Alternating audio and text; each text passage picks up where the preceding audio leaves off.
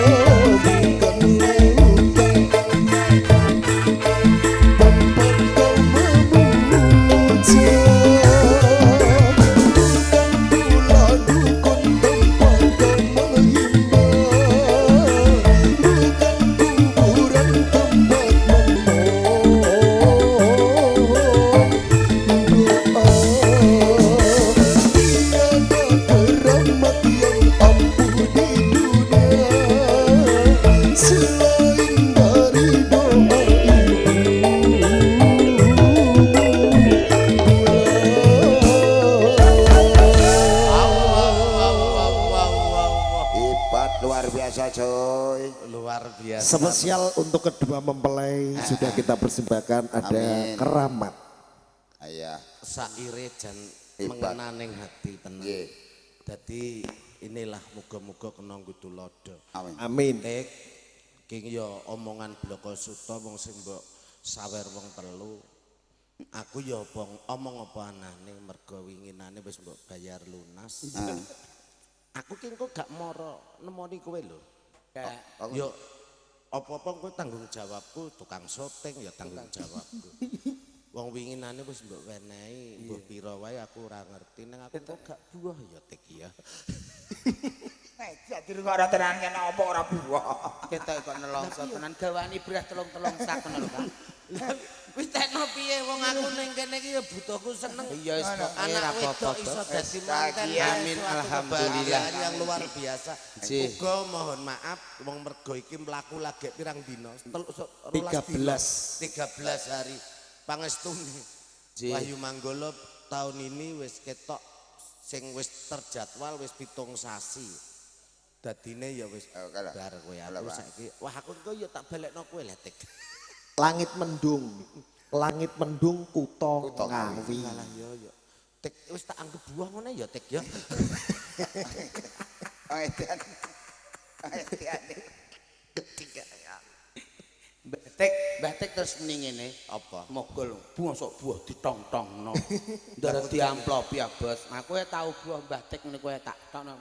Susuk ya Mbah, 7,5 aku ngono. Aku buahku selawe, dhuwitku 100 tak kon nyusuki ya, Bos. Ya wis tak tampa. Oke, Langit mendung Langit mendung Ngawi. kuto Ngawi. Dados.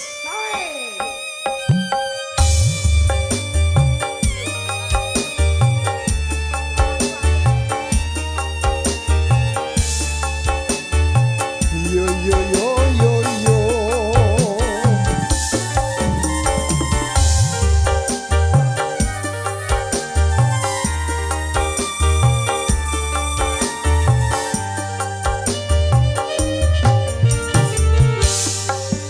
Delok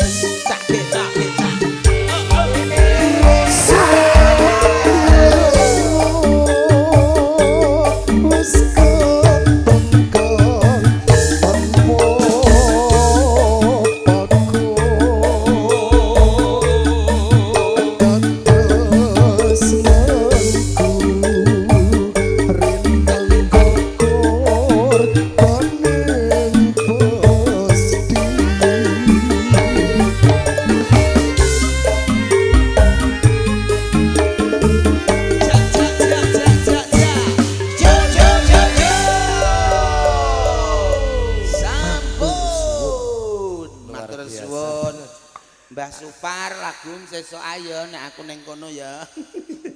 Ya nggih. Ning taman mau ya pun diparingi. Wis dikeki kuwabe. Lho mi kemilang piye, Man? Dicicil. Kurang ajar tenan. Wis berkah barokah kanggo Amin, amin, amin. Masyarakat Bulu Mulya. Bulu Mulya. Pinaringono berkah barokah, Nggih. sukses selalu. Nyadong duka ana kekurangan. Amin. Ayo ngetoke lakon. Monggo.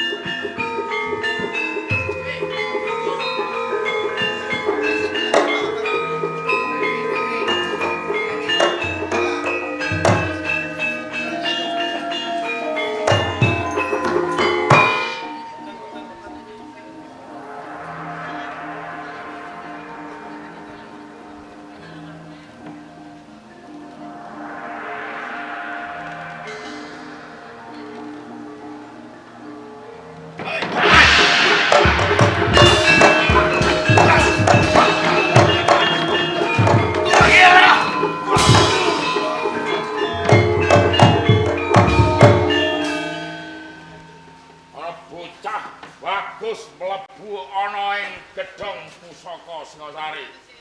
Sapa kowe? Kula Maesa Cempaka. Maesa Cempaka. Leres. Mlebu ana ing gedhong pusaka arep ngapa? Nggih. Kula temoho estunipun kula kepengin sanget ndarbini Sumelang Gandhi. Maling mah.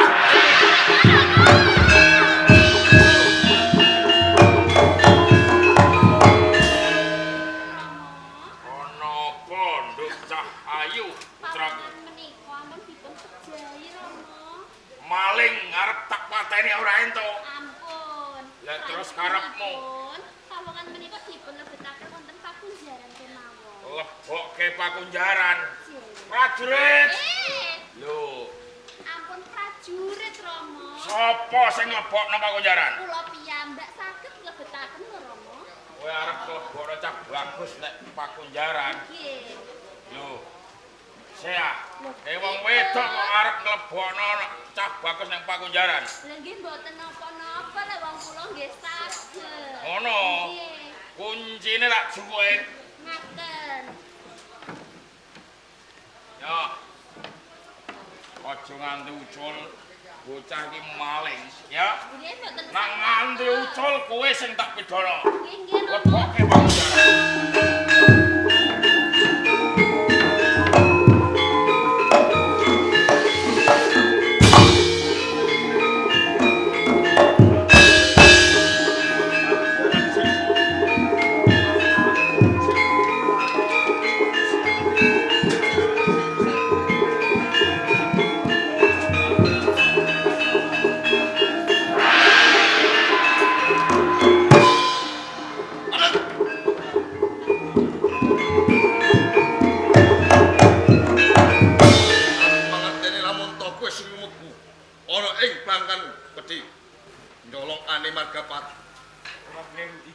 Margapati ning tangan. Ing kene Margapati tak jaluk. Nggih. Kok jaluk barengi uncate Jawa. Ya! Ya! Ya!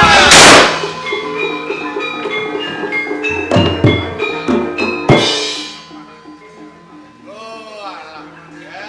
Ger. Ya Allah, metek temen.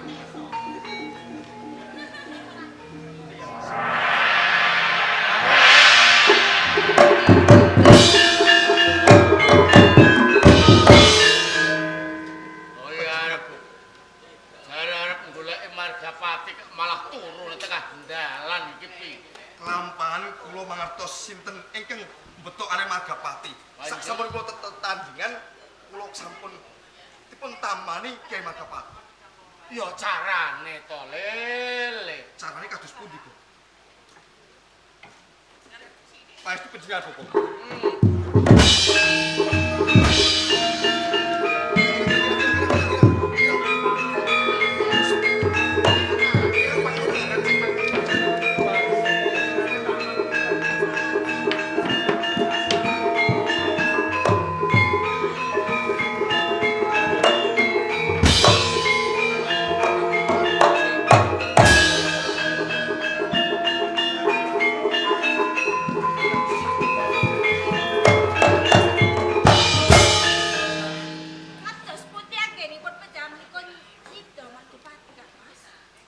pamujimu kelakon Margapati tak solo. Menika wujudipun. Ora keliru. Sahrene Kanjeng Rama wektu dina iki ora ana ing pidaleman. Nggih. Sakutara Margapati tak pasrahke lawan. Tidak pasrah datang kula. Welinku Terus putih Kang aja Mas. nganti uwal saka ragamu. Oh, ngaten. Lamun to Margapati uwal saka ragamu. Nyawamu pinangka ijone. Nggih pecahpun kuat.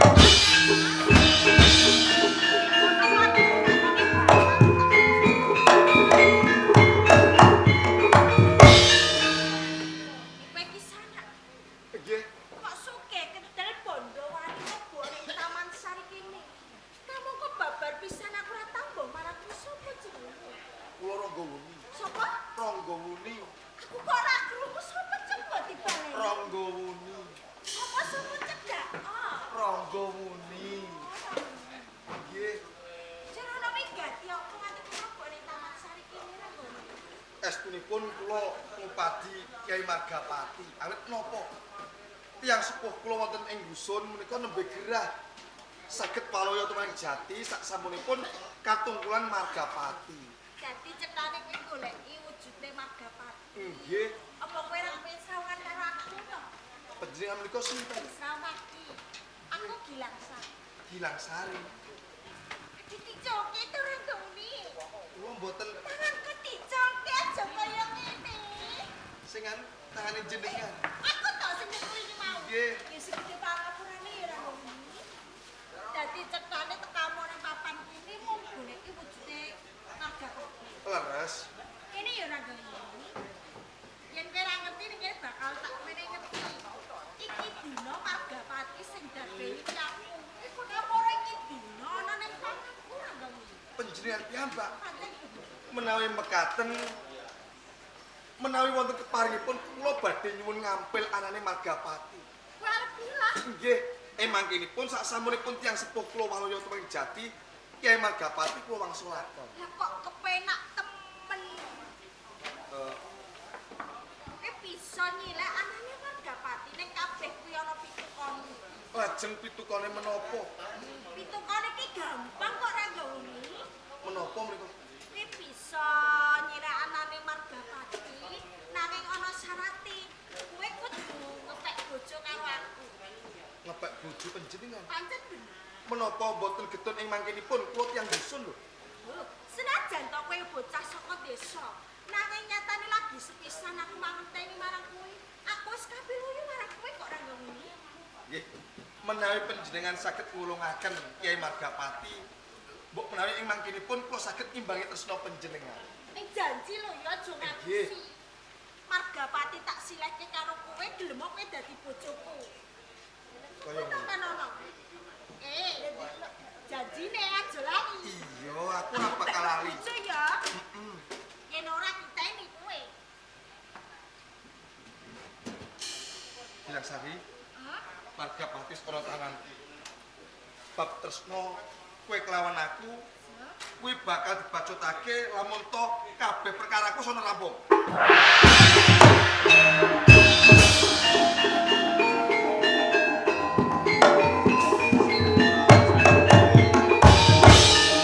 Sarene Rama iki wis muli bali ana ing Kediri. Nggih. Margapati, wenek aku tak aturke kelawan Kanjeng Rama. Margapati. Nasari, Kula Kang. malah kaya wong bingung. Kyai Margapati iki Margapati boten wonten Kang. rikala wingi Margapati tak pasrahke kelawan kuwi. Nggih. Kowe kandha kelawan aku lamun to Margapati kowe ora ngerti. Jlendrai kepiye jlendrai? Iki boten pecahpun duka kalian kula ki Kang Mas. Estunipun kala wau wonten pawongan ingkang manggawuni. Piyambakipun ngampil wujudipun Margapati. Jalaran kula menika kapiluyu kula tresna, Margapati menika kula paringaken Kang Mas. Dadi Kyai Margapati po iso ketres. Setun temen iki bangsa. Kok piyambak kok nyepalane dateng. Mergo kabeh saka patrap kang tumindakmu. Mung mergo aku pengen mujudake kegayuhan Kanjeng Rama marang Sosro Wirang. Sudarmane Kanjeng Rama ora ana liya Prabu Brages sing digrenah wong-wong Singosari. Tak rewani nyolong Margapati totane nyawaku. Setan. Akhirnya gawune mriku sampun janji kalian kula. Ini sampun wonten kerampungan Margapati badhe kula sulake malih. Kok gampang temen kok percaya kawan wong lanang sing durung tetes rawuh. Ora nyono babar pisan. Jebul kok sing gawe tatu ning atiku. Dasari paedah opo kowe urip kono ing Kediri supaya ora nyebut mribatku. Makane ora minggat.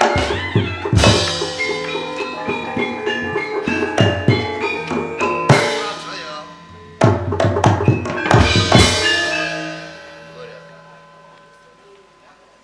Jaya. Yen Rama sawang ambekanmu melar mingkus. Keringetmu gembrobyos. Lagi wae bali ana ing Kediri. Mesti wae wis entuk nggonmu nyolong anane Kiai Gandrung ngono. Mboten tepat. Menapa ingkang dados pangandikanipun Kanjeng Rama. Rikala semanten kula nampi dawuh saking panjenengan supados nyolong anane Kiai Margapati nggih sumlangkane. Sampun kelampah kula colong saking plangkan gedhong pusaka Singosari. Wis kelakon. Ya Rama pitaya. Rama percaya kelawan kowe. Nanging sedulurmu Gilang Sari mau nang papan kene. Ora adoh saka sliramu. Adoh wae mesti ditakoke. Iki mau sedulurmu Gilang Sari wis ngarep-ngarep lawan kowe. Rama. Nalika kula wangsul wonten ing Kediri, Kyai Margapatri sawetara kula titipaken kalian kadang kula Gilang Sari. Ing ujug badhe kula pasrahaken panjenengan supados panjongkolan panjang panjenengan enggal-enggal kaleksana. Nanging emanipun Rama. Iya. Kyai Margapati dipun paringaken kalih kanoman kalian Diaji Gilang Sari sak temah. Gilang Sari kula polo kula piloro wedal menika kula tundhong saking Kediri. Iya.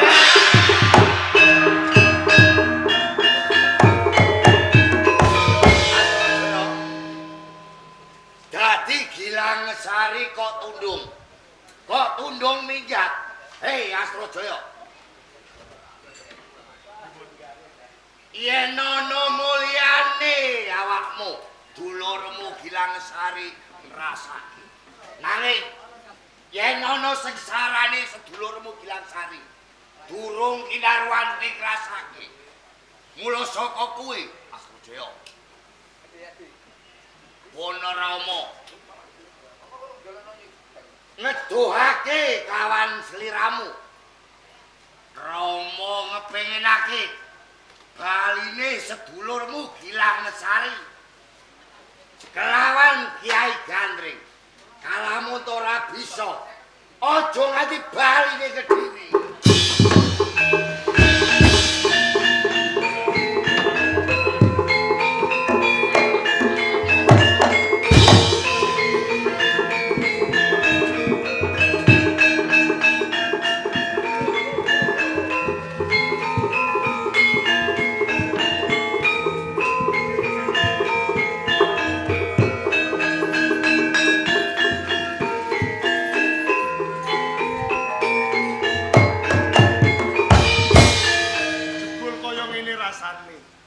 Urip ana sak jerone pakunjaran.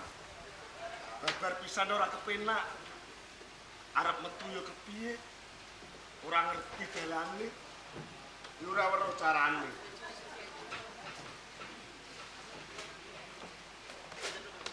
Maiso Cempaka. Nggih. Katone kok ya kowe kerasan ana ing pakunjaran kene. Anggih mboten kerasan. Tiyang mapan wonten ing pakunjaran kok kerasan iki kados pundi?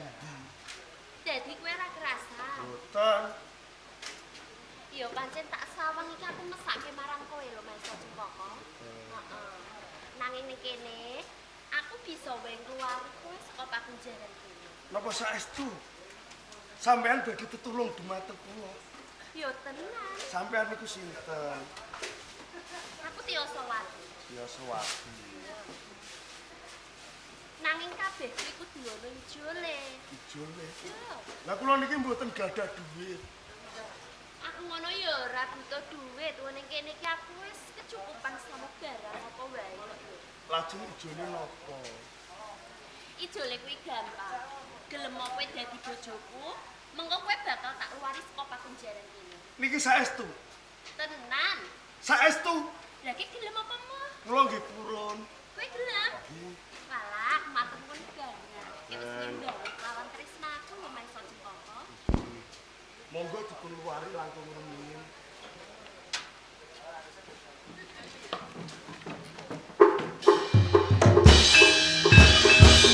Yosowati.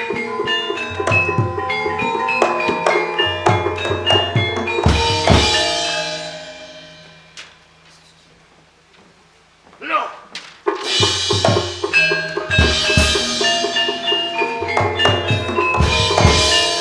Maeso Cempaka ana ngendi? Menungso kang arep nyidra Kiai Gandring ana ning ngendi? Nyuwun pangapunten, Iya. Rama. Kakang Maeso Cempaka kula luwari. Piye? Kok luwari saka pakunjaran? Injih, Rama. Yosowati, apa kowe ora ngerti? Yen to Maeso Cempaka kaya arep nyidra Kiai Gandring, nanging keneng apa kok luwari?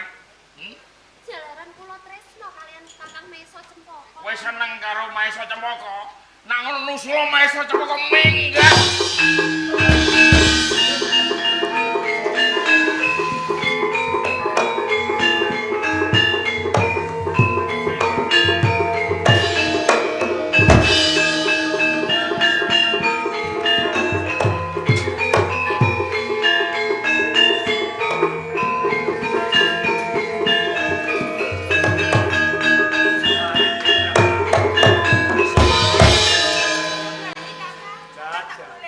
Aku ki bingung goleki kowe padha dene kok.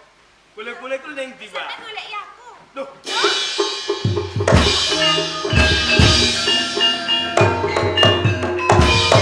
Sing gedhe pamurane saka masaku sampean kuwi mau sedulur. jenengmu sapa?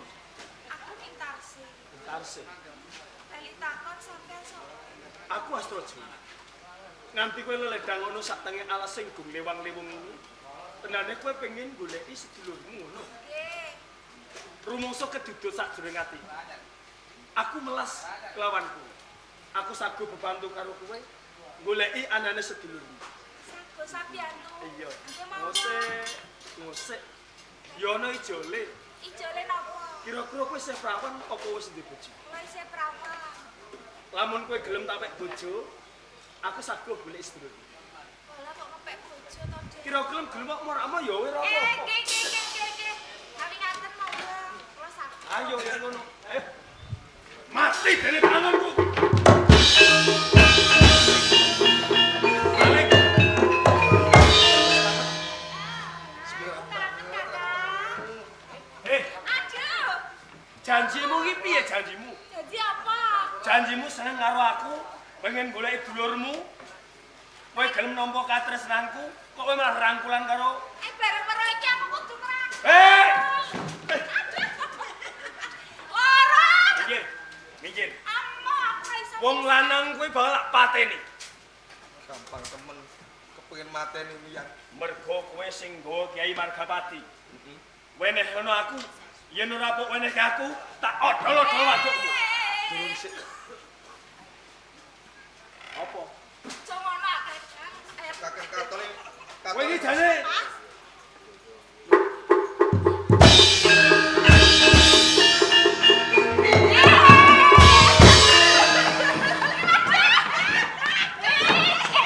Wong lanang. ngosek to. Jare Trisno ngepek bojo. Iya. Bareng-bareng wong wadon liya. Terus aku ditinggal gelandang. Aja kowe tampa. Cintaku tetep kanggo kowe. Ala pra. Cintaku sekonyong-konyong koder.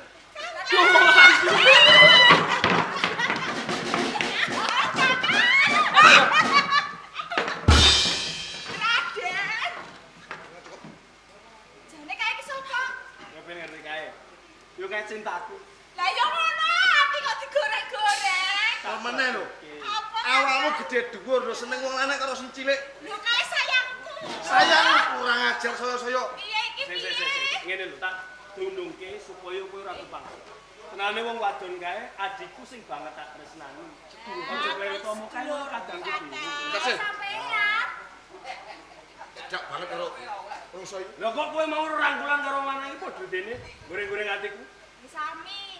Niku sedulure kula sing kula goleki. Iki dulurmu Nggih. sing kok goleki. Iki Kakang Ranggabuni. Oh, Iku dadi sedulurmu Ranggabuni kan. ku. Ipe ketemu Ipe. Calon IP. Iki terus Calon IP-mu. Nah, calon IP. Lho, jur piye iki? Yen kawon Apike cah?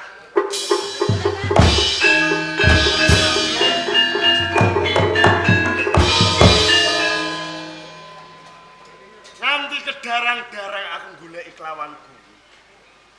goleki menyang ngendi wae. Malah kaporo ora kelakon. Aku nyidro Kiai Gandring dilebokke ana ing pakunjaran. Jujur ayune ana wong wadon sing tetulung kelawanan. Cedane wis kelakon mlebu ana ing gedung pusaka Wis diri. kelakon. Ranggo niki sapa iki? Ruangmu. Iki ruangku Mas Cempok. Oh, cempoko sedulur. Manso cempok. Dadi sing mlebu ning pelangkan gedung pusaka wingi iki kowe wong sakarone. Pancece bener. Sedulan karepmu Kepengin males sosro wirange wong atu aku. nganti kowe iku njoro. Sopo sing njoro? Sumusul kelawanan. Lho aku bakal nagih janji. Nagih janji. Utange akeh berarti. Ora utang bondo donya. Ya baju utang apa yang nagih janji, Jan? Utang janji. Oh, janji. Kepengin rabi. Lho nek pengen rabi. Heeh. Di sambungan terus karo iki lho. Mergo dheweke sing tetulung karo aku. Kira-kira getun apa ora mengkone? Lah kok getun sawangen. Wanita sing ora duweni cacat babar pisan. Enggak tenang ta ora kuwi. Kulite kuning. Gedhe dhuwur. Saya-saya bodine. Aduhai. Ah, gak usah ngarep lo Kakang. Pas sing kaya ngono. Ayo Cilik-cilik cempok. gede-gede setengah-setengah. Pak.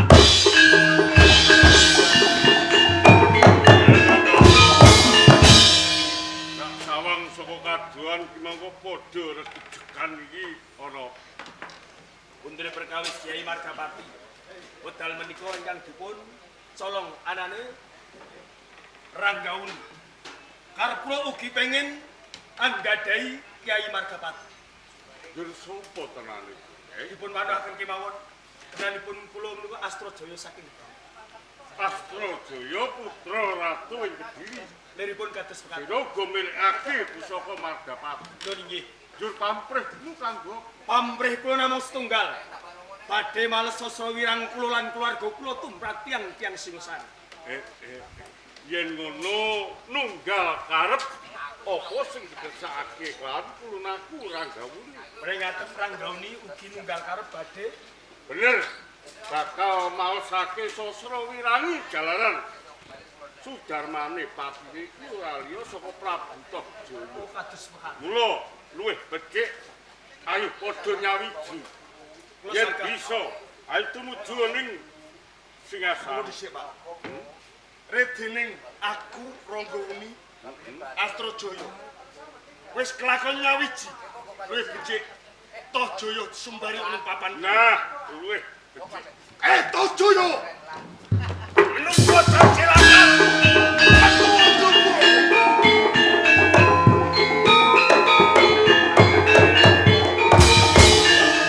Sumbarmu kaya bisa mengkahke jagat. Sopo kowe, Gus? Ranggauni kang dadi aran. Sesumbar kepengen mateni Tohjaya. Sopo kowe? Aku putra ana ing Singasari putrane Anusapati. Sing rika semana kok krenah ing papan kene Kowe kudu mati saka tangan. Kowe anake Kang Mas Anusapati. Pancen bener. Lah sing kae cah bagus kae sapa? Aku Astrojaya Sogedi. Tumeka ning Singasari ngemu Wigadowo. Pengen males Sasrawirana Sudarmaku mergo saka patrapmu. Bapakmu sapa? Ora ana liya, bapakku Jasa. Mati saka tanganku. Kae Aku Maisa Cempaka. Anak Maisa wong ateleng. anakku piye? Lho, Jaya. Pangling mergo kowe wis tuwek, Kek. Toh Jaya isih gagah piteksa. Mergo uripku garang-garang kabeh iki saka tumindak lan bakatimu lan sifat. Oh, dadi ngingu jago leleng kuning kang supaya mateni Toh Jaya. Pancen bener. Cena yen waton bisa